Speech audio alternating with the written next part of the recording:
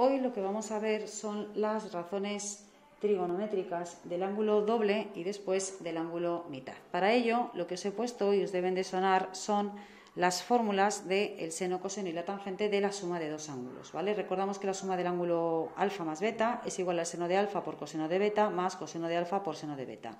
Aquí tenéis la del coseno, coseno de alfa por coseno de beta menos seno de alfa por seno de beta, y la de la tangente de la suma de dos ángulos, que sería igual a la tangente de alfa más beta partido por 1 menos tangente de alfa por tangente de beta.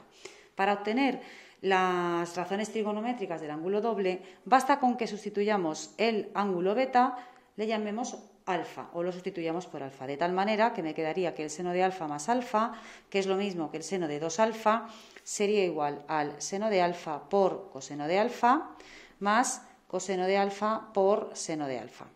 De tal manera que, si os dais cuenta, esto es lo mismo que esto. Ya sabéis que esto lo podríamos cambiar de orden. Sería lo mismo decir coseno por seno que seno de alfa por coseno de alfa.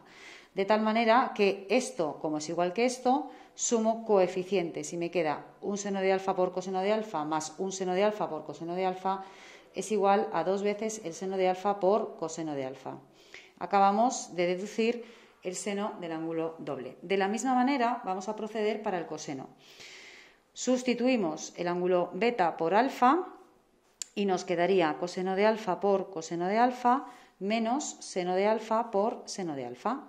O lo que es igual, coseno por coseno, coseno al cuadrado de alfa menos seno al cuadrado de alfa. De tal manera que ahora mismo yo lo que tengo que ver es que el coseno doble del ángulo es igual al coseno al cuadrado de alfa menos seno al cuadrado de alfa, ¿vale? Y por último nos quedaría ver la tangente, el mismo procedimiento. Sustituimos alfa por beta, beta por alfa, y me quedaría tangente de alfa más tangente de alfa partido por 1 menos tangente de alfa por tangente de alfa. Una tangente más dos tangente de alfa, y aquí me quedaría 1 menos tangente al cuadrado de alfa. Así es como se deducen las razones trigonométricas seno, coseno y tangente del ángulo doble. La pregunta es cómo aplicarlo en un ejercicio. Imaginaros que nos piden que calculemos el seno de 16, partiendo del seno de 8 grados, que vale 0,14. Si nos fijamos bien, me doy cuenta que el seno de 8 y el seno de 16, su relación es que 16 es el doble de 8. Por tanto, ponemos seno de 16 sería igual al seno de 2 por 8 grados, el seno doble del ángulo, ¿vale? Directamente me iría aquí, aplicaría la fórmula, esto sería igual a 2 veces el seno de 8 por coseno de 8 grados, ¿vale? El 2 lo tenemos, el seno de 8 lo puedo sustituir por 0,14 y el coseno de 8 grados bastaría deducirlo utilizando, por supuesto, la relación fundamental de la trigonometría. Sustituiríamos el seno por 0,14, despejaríamos el coseno cuadrado de alfa y nos quedaría que el coseno de 8 es igual a 0,99. El coseno de alfa, repito, es igual a 0,99, el coseno de 8, ¿vale? Lo despejaríamos de la propia fórmula, repito, de la relación fundamental de la trigonometría. Lo sustituimos aquí y al hacer las operaciones obtendríamos el seno del ángulo doble, partiendo de una razón trigonométrica conocida que nos pueden dar perfectamente en el enunciado del ejercicio.